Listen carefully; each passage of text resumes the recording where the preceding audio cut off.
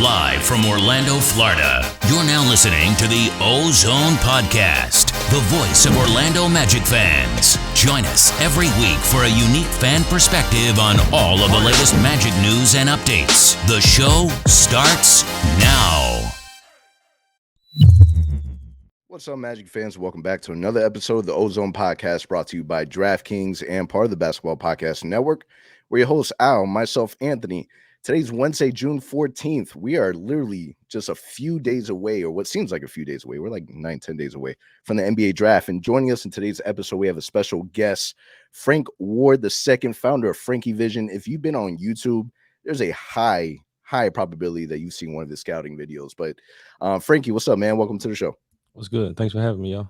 What's up, man? Hey, so I want to, for those that aren't familiar with you, like, why did you start Frankie Vision, and what's been kind of your motivation? Because you've been doing it for a really long time, and I know that consistency is probably one of the hardest things to do when it comes to, you know, any content creation. But yeah, tell us a little bit about Frankie Vision. Well, I started in 2016. I just started. I was kind of bored at home, really, and I was like on Twitter. I kind of wanted a voice in basketball, and so I started like posting like highlight clips of like, you know, me playing with Rondo in high school and stuff like that. I played in high school ball with him, and then started posting Kentucky clips, and just kind of started going from there. And like everybody started requesting me to do clips, but the reason why I did it was like just to have more of a voice in basketball, really, because I like basketball that much. Yeah, it's cool awesome. Because your videos they span, man, from college basketball to high school basketball.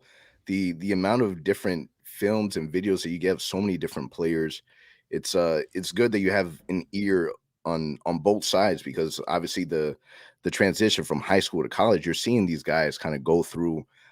Has there ever been like a player that you followed like really, really young that you've seen his progression so much that kind of stood out to you the most? No, I really started like college, and I usually go like junior year in high school, really. Okay. But, nobody, probably Darius Garland, like he was kind of big already, but like see how better he got like from high school like into NBA. That was probably one person I'd say like I seen grow from like a young age. He was about a junior or senior when I met him. Now, Frankie, if I could ask you, who's one player that you've had like the most fun creating a highlight reel or mixtape? Anybody comes to mind? Ja Morant. Yeah, we were the first ones out there to film him, because nobody was. I'm in Kentucky, so Murray State was like 3.5 hours away.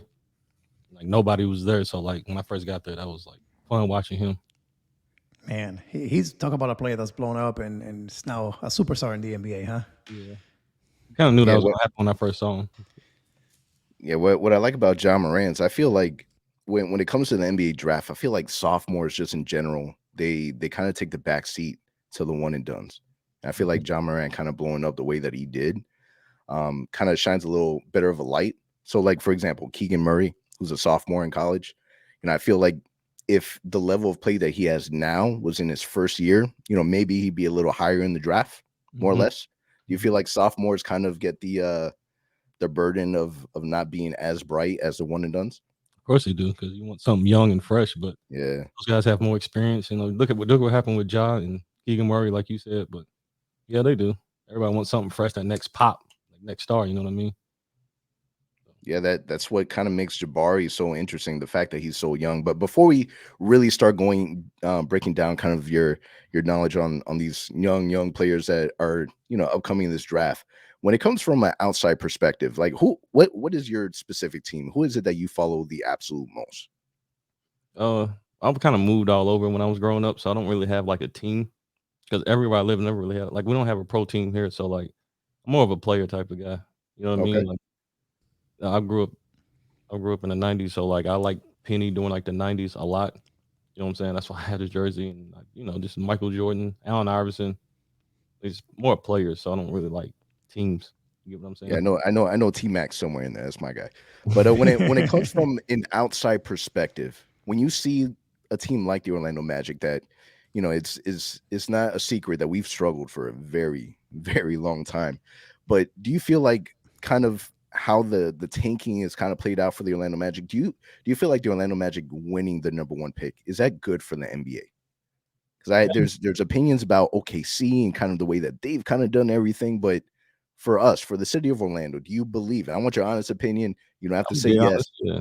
I Yeah, be think so. honest, Yeah, 100%. 'cause it's Orlando. You know what I'm saying? It's like who doesn't want to play there? Look what they did when Dwight was there and Shaq was there. It was a pretty big city. I like going to Orlando. You know what I mean? So like, yeah, I think it's dope. Be better than like Oklahoma City.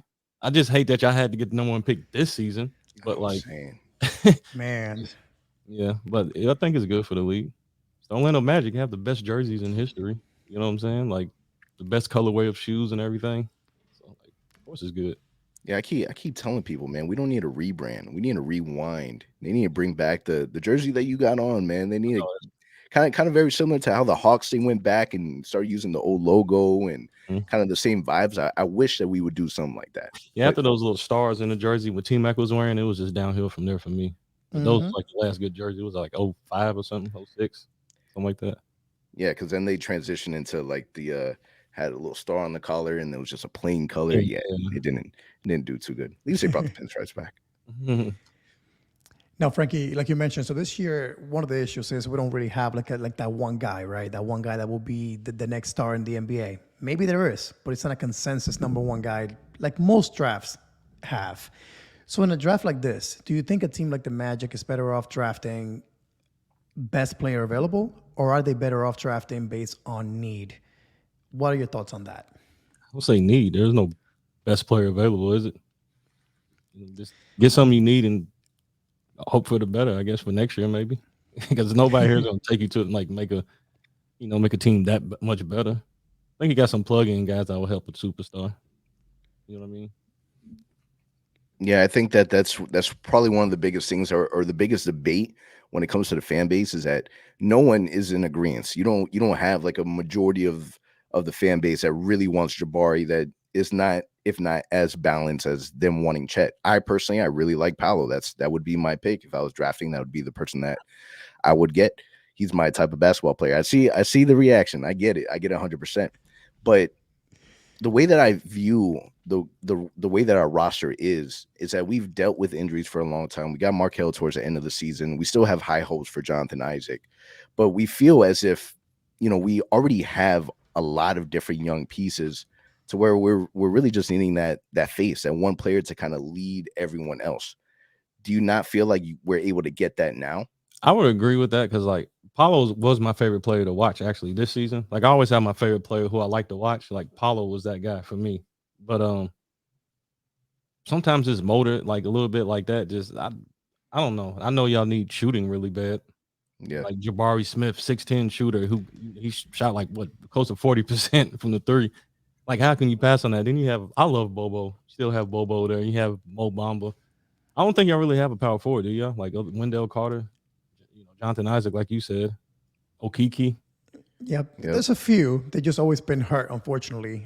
Except Wendell last year had a really good year. But I mean, you think about J.I. If he comes back and is able to come back looking anything like he did before he got hurt or during the short time that we saw him in the bubble, that could be really, really good for the Magic. But the big concern is, can he stay healthy? Yeah. Paolo reminds me of like a taller version of like Jalen Suggs. Kind of system players, like they're not going to do too much, not going to wow you too much, right? Like I don't know how y'all feel about Jalen Suggs, but like Franz Wagner was my favorite. He was my sleeper last year. That's a good call. Yeah, that's a good call. I think Jabari Smith I think he's good. Paolo seems like a Houston type of. He does. Green. He sure honestly, does. if you're really looking at the players, I agree with you. I think Paolo looks like he would be a Houston Rockets player. I think Chet looks like he would be an OKC player. And I think Jabari is a perfect fit for the Orlando Magic. I think that when it comes to Chet, I think people are just so obsessed with this idea that the front office, they like length, they like height, they like this wings, they like all of that because they're so used to, Jonathan Isaac, Mo Bamba, but we also drafted Cole Anthony. There's none of that. So it's not like, the front office won't draft outside of it because they've shown that they have. But I do think that when it comes to a player that they like, I think Jabari checks, in my opinion, more boxes than Chet. Yeah. I agree. So in your opinion, who's the best player in this year's draft? If you had to choose one that you're like, hey, talent-wise, this is the best guy in the draft right now, who would that be? Paolo. You see what I mean? Done. Let's do it. You just don't know what you're gonna get with him, though. I feel like he could have really led that team from a morale standpoint. Sometimes with Duke, and like I know maybe another year, he just too cool for me. I just think that kind of like Kevin Porter Jr. I don't know, too cool for me, too talented maybe. I mean, I don't know. I mean, talk to me a little bit more about your issue with his motor. Like, what do you think is the cause for that? Because a lot of people have said that about. Well, let me put it this way: there's a difference between a motor of someone like Mo Bamba, where you kind of feel like you have to keep telling him, keep giving him confidence for him to really get going, or someone like Tracy McGrady that they say it takes a lot of breaks on the defensive end for us back in the day. Is it a motor because he's so talented and he just gets a little bored, or is it a motor that what is it that we have to do to keep that man hungry? No, it's probably a little bored because he will play. You know what I mean? His defense ain't all that, but I think he gets bored sometimes. Like I said, he might be too talented, but maybe when the open floor, I don't know. I originally thought he could score like 30 points a game in the NBA. Like the season first started, and then once he got to conference play, he went up against some length. It kind of like but he's still young. He's the most talented. I agree with you. I guess it depends on where he goes. You got to be happy, I guess. I don't know, but yeah, he's my favorite. But it's funny you mentioned that because for me, it's the same thing. Like I've been thinking that there's something about him. I can't put my finger on what it is, but there's just something when I watch his tape, when I watch him play in Duke. Great player, he can score the ball, but there's just something about him that just scares me about drafting him. Maybe it's the fact that, I don't know, Mo Bamba kind of seemed the same way in college, like a beast and blocking shots and dunking and hitting threes, and then got to the NBA and the motor was the issue. The talent is there. You see Mo Bamba drop 20 points, 20 rebound games against Joel Embiid, out of all people. But then the next night he'll drop 5 and 2 rebounds against. He worked out with Joel Embiid a lot with what's the guy's name? Drew Hanlon. That's right. He was game out. They probably had some type of chemistry there. So it's like that could be it. But the point is that consistency. So I wonder if that may be an issue for him. And that's what scares me. As a number one pick, you don't want to have a guy that you can count on every single night. I think the thing with Paolo, and I might be not thinking about it, maybe like selfishly, I want him to do what like Zion did. But like he has more of an overall game. He has Paolo has a really good feel for the game. You know what I'm saying? And sometimes we just want to see you just go get 40 because you can. So maybe we're not fair against him. Yeah, I mean when you look at the NBA draft the NBA player comparison, do you find them accurate? Because all I keep reading is that it's Julius Randle for Paolo, it's Rashard Lewis for Jabari. Like, is that do you find that fair? Because I find NBA comparisons are so they're so hard to do because you can find shades of players for a player like John Moran. You can find shades of players for a player like Zion. But when they come to the NBA and they're actually playing, it's hard to compare those players to anybody. Do you see them as being similar? Is Julius Randle a fair comparison for Paolo? No, I mean like I don't know who said that. Was that ESPN? But like I like to with comparisons. It's kind of like what type of impact we think this player is going to have. I guess he don't play as like fast and aggressive as Julius. He has way more skill than Julius Randle does. Don't you think? Like he's more like a skilled Blake Griffin, if anything. He's not as athletic, but Paulo's good. Like he's gonna be around for a while. Like he's good. He's like Kay Cunningham almost. He just knows. He just has a good feel for the game in a way. So let me ask you. So that's Paolo. What about if the case is being made for Jabari Smith? What's good about him? What do you like about him? And then what don't you like about him? I like the fact that he can shoot. He put the ball on the floor. He can run all off screens and everything. Like he can score in the mid range. I think his potential is very high for like ball handling because he still seems kind of wiry with that. And he's just young, and he plays with that aggression that we're talking about. He plays with a lot of fire. You know what I'm saying? And he can shoot. He can get the ball in the hole from anywhere. So I guess that's the thing to like about him. And he's done it consistently against big teams. It's not like a Jonathan Isaac did at Florida State or nothing. You know what I mean? Like he really is consistent with it. Like led his team to victories because of his shooting. Really, I mean, his defense in and all that though. You think it's overrated? Jabari? Yeah, his perimeter defense is great. Like he can switch off and guard guards. I'll probably work out in the league, but like in the post, it's more room to work on. And Yeah, that's about it with him. I mean, the biggest drawback that people have on him is the playmaking and being able to put the ball on the floor. He's Do you see 16. that? Right. Do you see that being something that he's able to overcome? I feel like Yeah. when it comes to basketball, that's just something you naturally like. It's the main action that you do when you play basketball is dribbling. I feel like that's something that you'll be able to perfect that It's like a skill. eventually. Yeah, it's a skill. But he's 16 and can shoot. I'm pretty sure he wasn't taught to do those type of things. He's still Exactly. he's still getting used to his body. You can tell how he moves. Like dribbling is a skill that they can throw him 2 balls and let him train. It'll be all right. Like look at all the other things he can do. You know what I mean? Yeah, a lot of people there, especially in the Orlando Magic community, they look at pairing Jabari Smith with Franz Wagner and kind of having a recreation of like Rashard Lewis and Hito Turkoglu. It was a time frame where we had those two players that they didn't think that they would be able to fit well, and then it's kind of what got us to the finals. They're two key components. I know you don't agree with the Rashard Lewis comparison, but I see why they say that. I get it.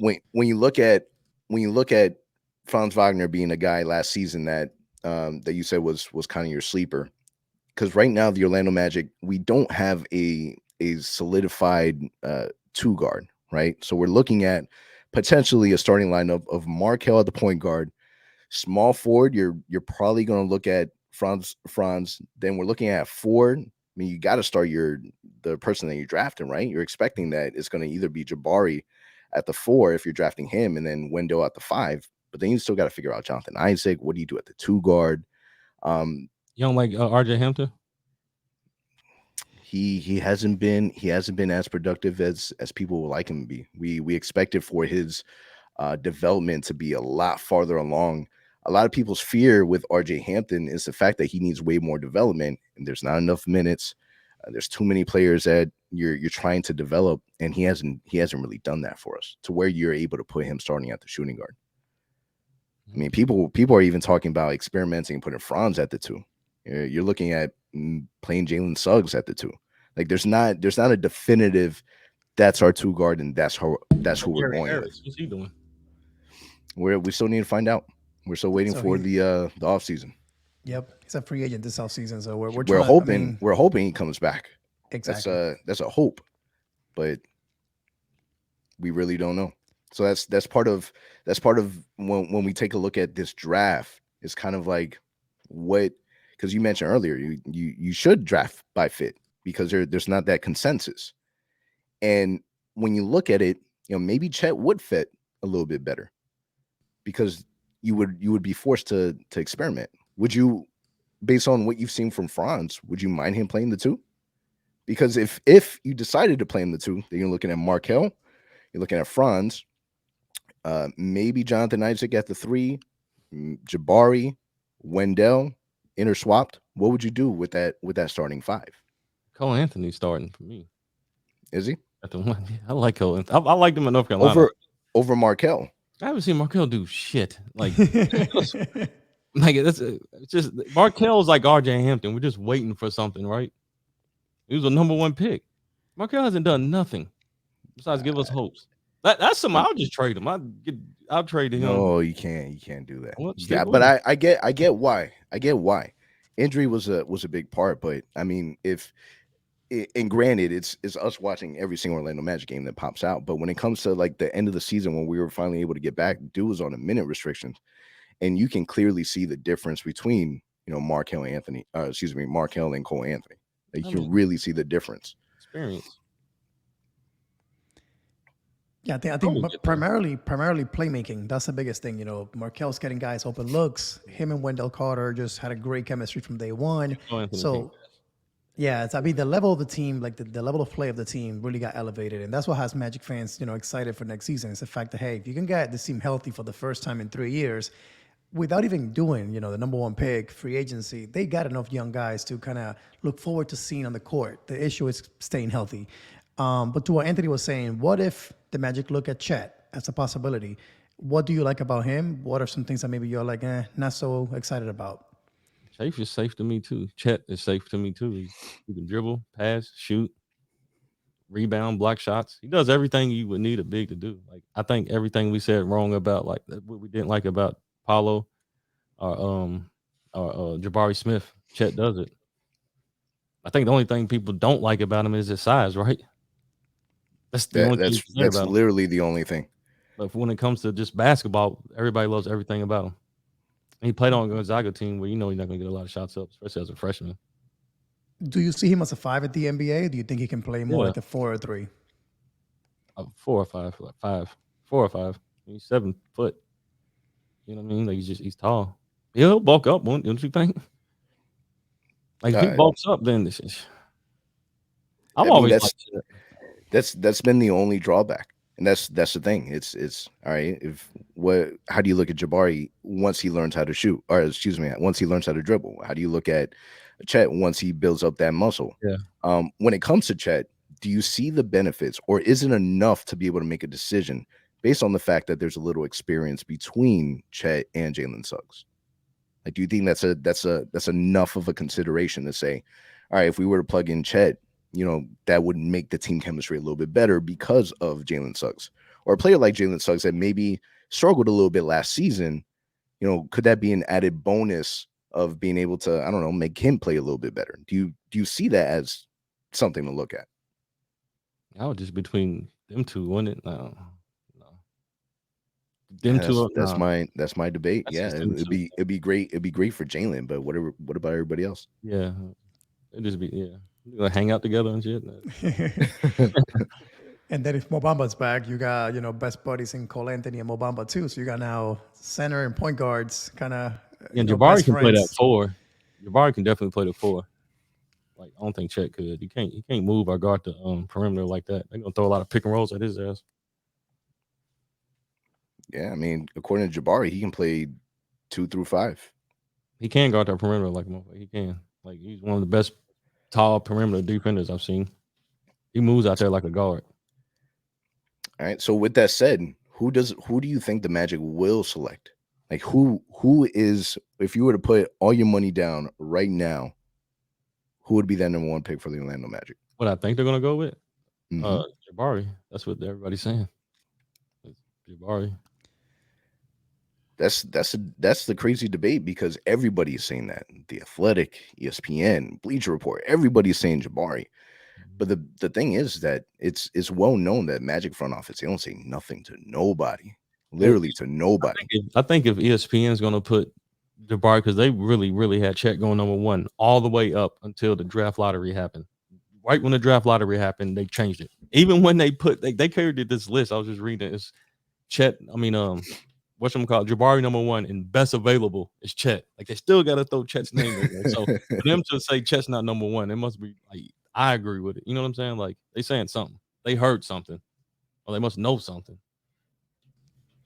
I just think that shooting, man, the fact that he brings that shooting, that's a skill that we haven't had in Orlando in so many years. We've needed a shooter. Like, I mean, yeah, Terrence Strauss is kind of fill that void here and there, but he's a streaky shooter, not really a solid knockdown 3-point shooter. The fact that Jabari has that 6'10", good length, good defender. I mean, we've been talking about this for the last few episodes, Anthony. Like, there's just no way that as a front office, the Magic can say, nah, he's not the guy. Like, he fits every single checklist that they would want in a prospect. The issue is, do they see more in a guy like Paolo or do they see more in a guy like Chet? That's the big question. I think we have Chet coming in for a workout this week to Orlando. And then, that could be it. We haven't heard about Paolo coming in. We haven't heard about Jaden Ivey, anybody else. So it seems like it's down to the two of them. But again, like Anthony mentioned, you never know with our front office. They could easily pull a random move on the draft and get Keegan Murray last minute. Number 1? Nah, they'll trade down.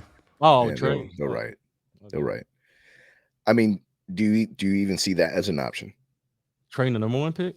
Yeah. Would you do it? Depends on what I got back for it. But I would consider it. So for a team like Orlando, take the phone call. Yeah, like a team like Orlando, you'll probably be looking at maybe another pick in the lottery, if possible, and then I don't know, either a young player or a vet that fits what we're doing. I need a vet. Exactly. Exactly. Because again, this team is too young, so you need some sort of bet in there.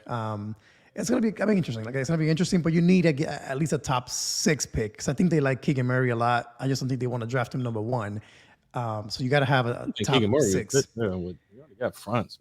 Wagner, what do you need him for? He's like a DeAndre Hunter to me. Like that wouldn't make sense. Now, if you're looking at the draft, the Magic got 1, they got 32 and 35. The biggest thing that the Orlando Magic has, especially with this front office, that we've kind of have been known for now is not drafting anyone in the second round. We keep trading them away. When you look at 32 and 35, which are really high second round picks, what should the Magic do with that? Is there anyone that you would select with 32 and 35? Yeah, Tevin Brown from Murray State. That's another shooter for y'all. And then the other one I'll probably just get rid of. Yeah, because if you're looking at bringing 3 rookies into an already young team, in my opinion, that would definitely be overkill. Would you stay and select at 32 for a player that has a specialized skill set of shooting, or would you try to package those and kind of move down and see what else you can get? I'll take Tevin Brown. Those second round picks are cheaper. You don't have to pay him as much, and you might get something really good. You know what I'm saying? Those lottery picks you're gonna have to pay. And if they don't work out, you have to try to get rid of that contract. Those second round picks, you don't got to pay them much. Tevin Brown, the best shooter, is 6'5". That's something y'all could use. Better than RJ Hampton. I mean, he could shoot better than RJ Hampton, possibly. Like seeing what we did at Murray State. I don't know. I just like him. I think he'll be good with Orlando shooting. Yeah, I think anyone that can shoot in Orlando will be a good fit. That's for sure. Yeah, Terrence Brown's that guy. Tevin Brown. Y'all know who that is? Murray. He played with Ja. Yeah, I personally haven't done a lot of research when it comes to second round. When we won the number 1 pick, it's kind of like, oh, okay, we need to focus in this area. Now you had mentioned that Franz Wagner last season, he was your sleeper. Who's your sleeper this season? Like when you're looking at the draft, who's that? Mark Williams, Duke. Okay, why is that? Because he's 7'2" and he got a 7'9" standing reach or something like that. Like wingspan. He got like an 8'9" standing reach. And then the way he moves, I watched him play. I seen him play up close. You don't see basketball players like that. Like you can't teach that type of height and athleticism. I feel like he's just a plug on a really good team. Like you put him on a team, he could be that championship center. I'm saying he can rebound, block. He ain't gonna score that much putbacks. Something like more skilled JaVale McGee or like Rudy Gobert or something.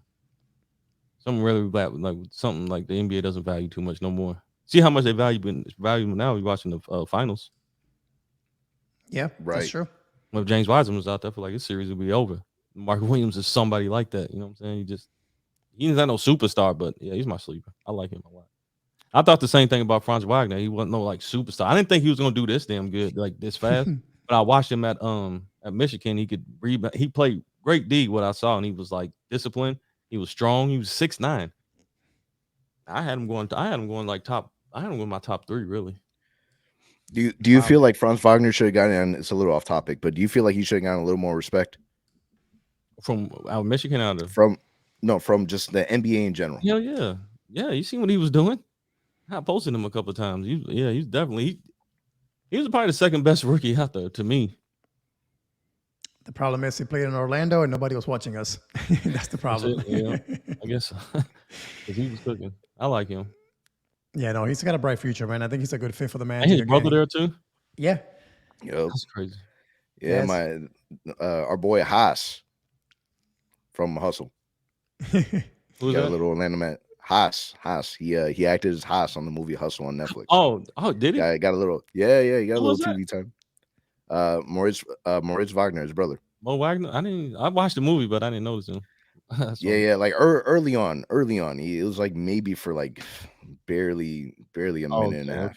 Okay. And then a little bit towards that. So you got a little screen time. That's what's up. Yeah. All right, Frankie. So to wrap up the show, we're going to play a little game here. We call it This or That. So we're going to give you a topic. You choose between this or that. All right? So first one, NBA Finals, Game 6 here on Thursday. Warriors or Celtics? Warriors. Hey. So you think they pull off the win on the road, Game 6, and win it all? They have Steph Curry. I want to ask y'all. I remember I wrote y'all a question and I said, what would y'all do with the number 1 pick? What would you do with the pick, the second round picks?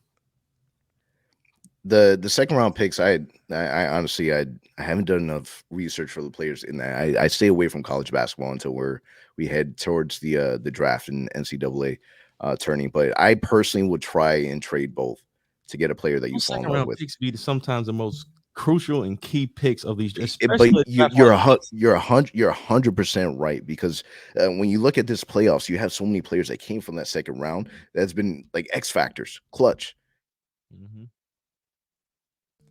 It's just, bro, it's been a minute since the Magic have done anything. The best second round pick that we've had, like within the last 10 years, we're looking at was it Wesley Wando? Was he in the second round? Yeah. Or was he late in the first? I'm pretty sure he was in the second round. Second round. That was the best thing that we had. That's literally it. If there's one thing that my biggest complaint about the Orlando Magic is, I really don't like the way that we've utilized our Lakeland team, our G League team.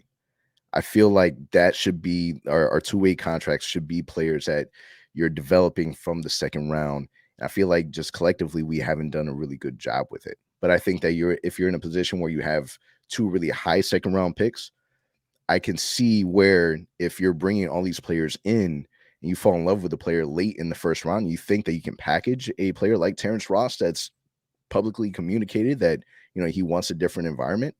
I say you try and shoot for it. Okay. What would you like in return for him? Like what type of player? I need a skill player. I need a lights out shooter. Like a small forward or shooting guard?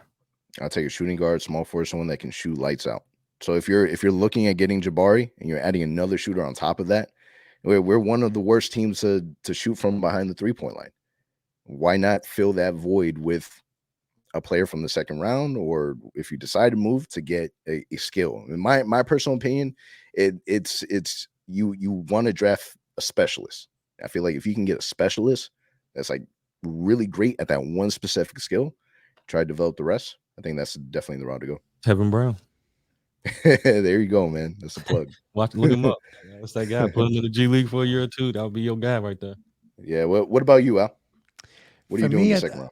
I think you try to package those picks and try to move into maybe the late 20s, early 20s in the draft and grab a guy there if you can. If you like a guy enough, I think that's what's the most likely thing that will happen, especially if you package maybe a guy like Terrence Ross with those picks as well to a contender. That may be a good move. It just depends who you like at the end of the draft. One guy for me that's kind of surprising how much it's dropped is Jaden Hardy, who played in the G League last season. Was supposed to be a lottery pick. So, you know, if that guy's there at like 28, 27, and you can make that move, I wouldn't mind that risk. You want him? I wouldn't mind it, man. Like he had a ton of potential coming out of college or out of high school.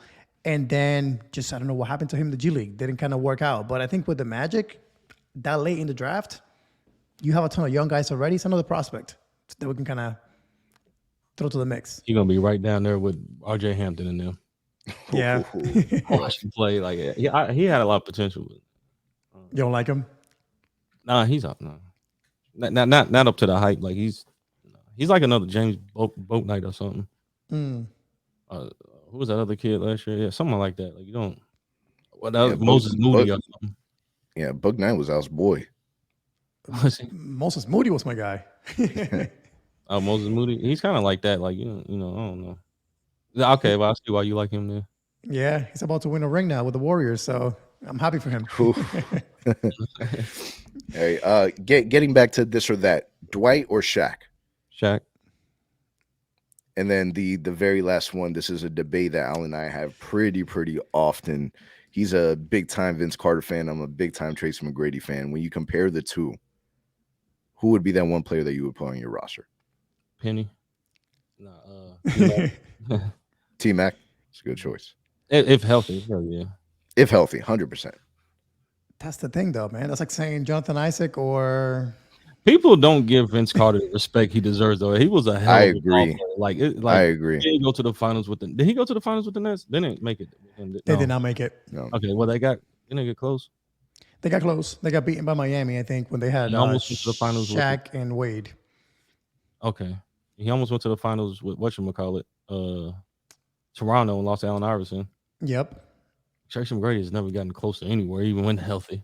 The Magic, they lost to the Celtics, the Eastern Conference Finals. Did they? 2010. Yep, 2010.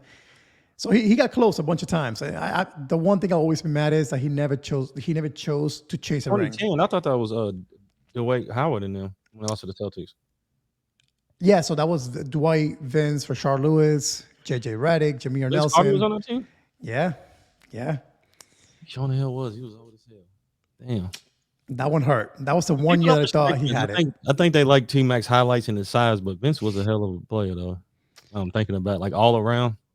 Longevity wise, the man played in the NBA for so damn long. Like at the very least, you have to be able to have like something extra. Like how towards the last couple years where he kind of spent the rest of his career in Atlanta, I really wanted him to come back to Orlando to at the very least be a locker room guy.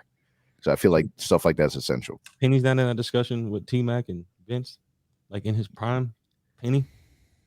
Man, to me, Penny is if it's not for the injuries, if it wasn't for him having to carry a lot of the weight on his back when Shaq left, I feel like we did Penny wrong in a lot of different ways. But to me, he's a player that deserves to be goated in some capacity. Like when we talk about, we don't have any jerseys in the rafters. We got a number 6 as a representation for the fans, and that's about it, right? We don't have any. Jersey?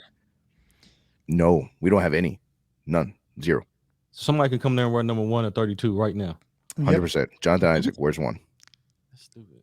So what the Magic do is they do this Orlando Magic Hall of Fame instead. So they put you in the Magic Hall of Fame, which is about the equivalent to retiring your jersey. But we hate it. Trust me. We've had this debate in the podcast before. We're not fans of it. We have a jersey in the rafters, number 6, and it says the fans on it. And we unretired number 6 for like a season for Patrick Ewing. And then we put it right back up there. Like it's not something that I'm proud about. It's something that the fan base has wanted for a really, really long time. When you think of the number 1, in my opinion, you automatically think of Penny, Tracy McGrady. That's where number 3, you think of Allen Iverson. 23, you're looking at Jordan and LeBron. Like these are things that you recognize it with. And I feel like number 1 shouldn't be worn by anybody on the Magic. My opinion, it should be retired. Unless you do something to get that jersey or something. Make an all-star team or something. Right. I know. I personally wouldn't retire Shaquille O'Neal just because I feel like it's a little watered down at this point. Got the Lakers, Miami. Like to me, it's a little watered down. I agree. It's not his fault. It's our fault. 100%. 100%. But you got Miami that has a Shaquille O'Neal statue. Like, Yeah. You should have one in Orlando. I mean, and mind you, I'm saying all this while I have this man in my backdrop. Yeah, it'll be your favorite team, right? Right. All right, Frankie, man, I appreciate you joining us for this podcast and being able to share some of your knowledge. For the people that want to be able to watch your videos and get more from you, where is it that they can find you? Instagram, YouTube, Frankie Vision. All right, man. It's a wrap. Appreciate you guys for listening. Catch you guys next week. Draft is coming. Thank you for listening to the OZone Podcast, the voice of Magic fans. For all the latest Orlando Magic news and updates, follow us on Twitter at the OZone Pod and on Instagram at Orlando Magic HQ. Remember to subscribe and leave a 5-star review on all your favorite podcast listening platforms.